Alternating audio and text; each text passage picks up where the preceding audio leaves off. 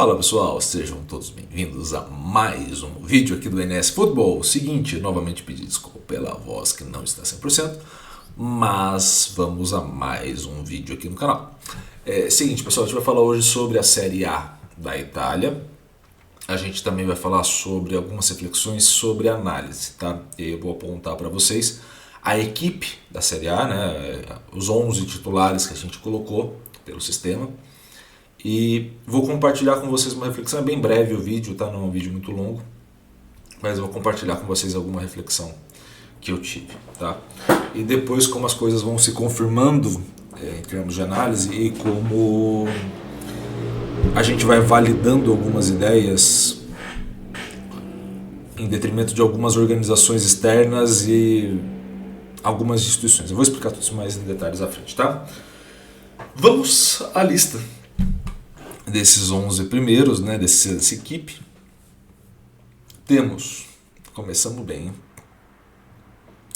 O nome é horrível porque eu vou errar o nome tranquilamente, vocês vão colocar no comentário qual é o nome certo, tá? Skorupski, do Bologna. Também temos na lateral direito o Danilo, da Juventus. Stefan Pusch, do Bologna. Também vamos ter o Baschirotto, do Lecce, e o Carlos do Monza, também brasileiro, pela lateral esquerda. Kopsminer, da Atalanta. Também temos o Lewis Ferguson, do Bologna, e o Rabiot, da Juventus, tá?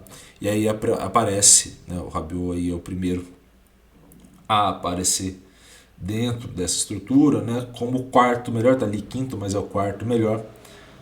O quarto melhor na equipe como um todo, né, como maior overall.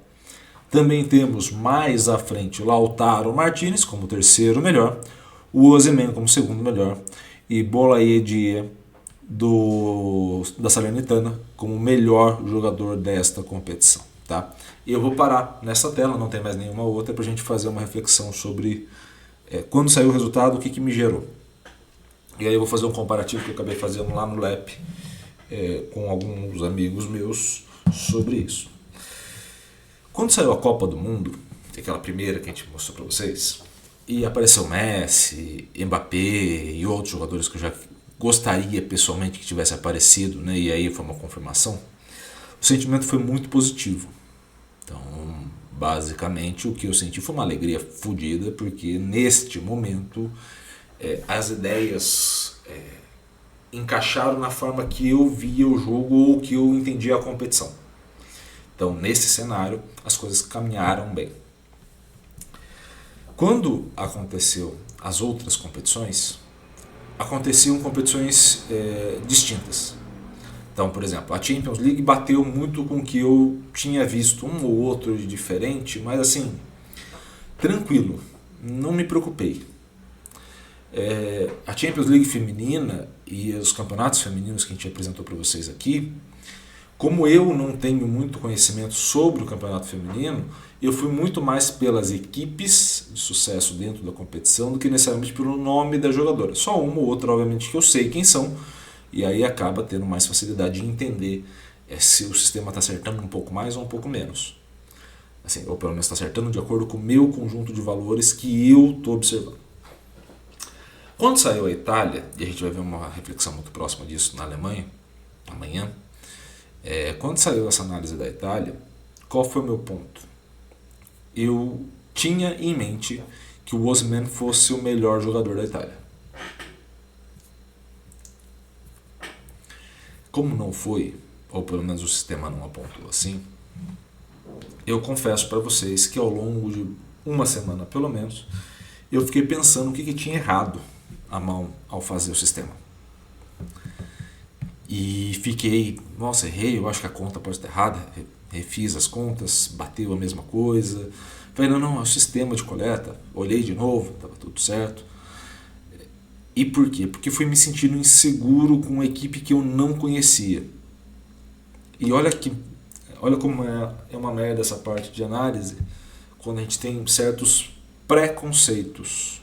Preconceitos que eu digo é conceitos elaborados previamente, tá? Não é um preconceito no sentido de segregação, tá? Só para deixar claro o termo.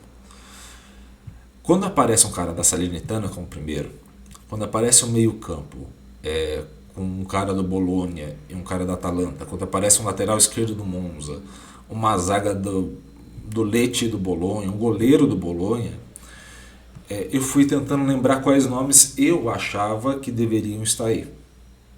Então, por exemplo, eu pensei no Onaná, mas aí eu tive que lembrar que o Onaná não jogou quase metade da temporada, que quem jogou foi o Handanovic,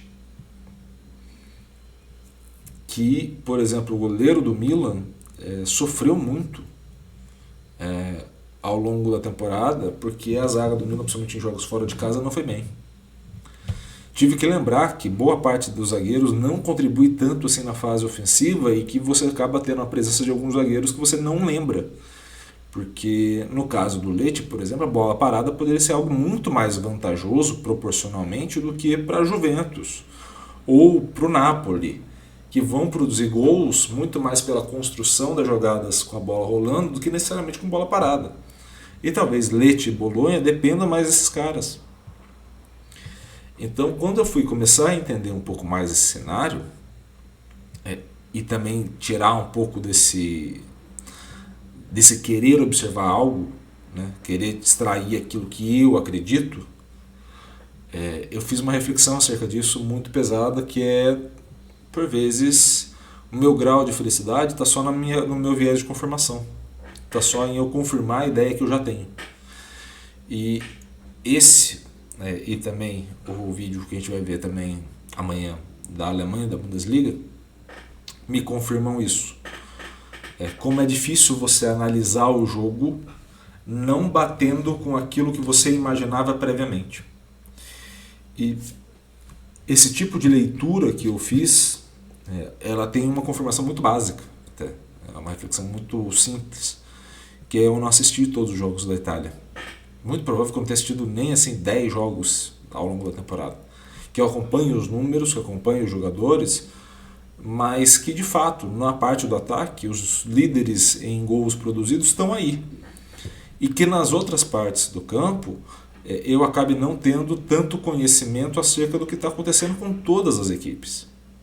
E que eu basicamente queira que o Napoli domine todas as posições, não porque eu tenha visto todo mundo e consiga comparar, mas porque eu me sinto mais seguro e confortável de expor para vocês uma ideia que não é essa que está na tela.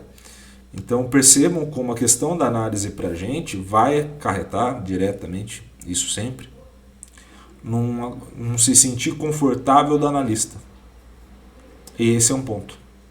Então, qual que é o grande ponto de reflexão aqui? É que de fato faz sentido. Numericamente faz sentido.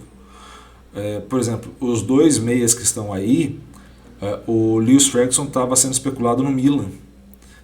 O Koppelsmaier estava sendo especulado no Liverpool. Né? Esse zagueiro, o do Lecce, estava sendo especulado na Fiorentina, que acabou de ganhar, que tinha ali a disputa da Europa League, né, da Conference League, perdão. O Boulaye renovou o contrato esses dias com a Salernitana. Ele é um dos atacantes, se não me engano, ou é o atacante ou está na lista dos 3 melhores atacantes da história da Salernitana, com mais gols marcados. Então, assim, a gente não sabe as histórias que estão acontecendo. E por não saber as histórias que estão acontecendo, a gente acaba tendo um viés muito restrito, uma análise muito restrita. É que, de fato, o sistema, por vezes, vai validar e vai me confirmar as coisas que eu estou pensando. E que bom, porque senão eu estou lendo bem uma competição, por exemplo, como a Copa do Mundo, que eu acompanho inteira. Mas, por outro momento, que ele não valide meus sistemas, meus vieses de confirmação em competições que eu não acompanhei. A Champions eu acompanhei bem. A Copa do Mundo eu acompanhei bem. O Campeonato Italiano não. A Bundesliga não. A La Liga não. A Premier talvez eu tenha acompanhado um pouco mais. Mas percebam como essas situações dizem mais sobre o analista do que sobre o analisado. Como está certo isso daí. Ou pelo menos matematicamente está certo de acordo com a base matemática que tem. E que eu observar isso e não me sentir confortável é basicamente uma insegurança minha de expor para vocês e querer a aprovação de vocês sobre as coisas que a gente faz aqui. Então fico muito feliz de expor isso para vocês e de poder compartilhar essa reflexão com cada um de que faz parte. Por vezes eu vou entender as coisas que estão acontecendo no jogo e por vezes eu não vou entender e tem que estar tudo bem. Beleza? Espero muito que vocês tenham gostado desse vídeo de reflexão sobre a Série A da Itália. Gostou? Curta, comente, compartilhe esse vídeo com o máximo possível de gente. Novamente, peço desculpas pelo tom de voz, que está bem grosso, essa voz está bem difícil, mas espero que vocês curtam o vídeo também, tá? Curta, comente, compartilhe esse vídeo com o máximo possível de gente. É claro, se inscreva no canal e ative o sininho para receber todas as notificações. Um grande abraço a todos, obrigado pelo carinho e pela audiência e valeu! Até a próxima!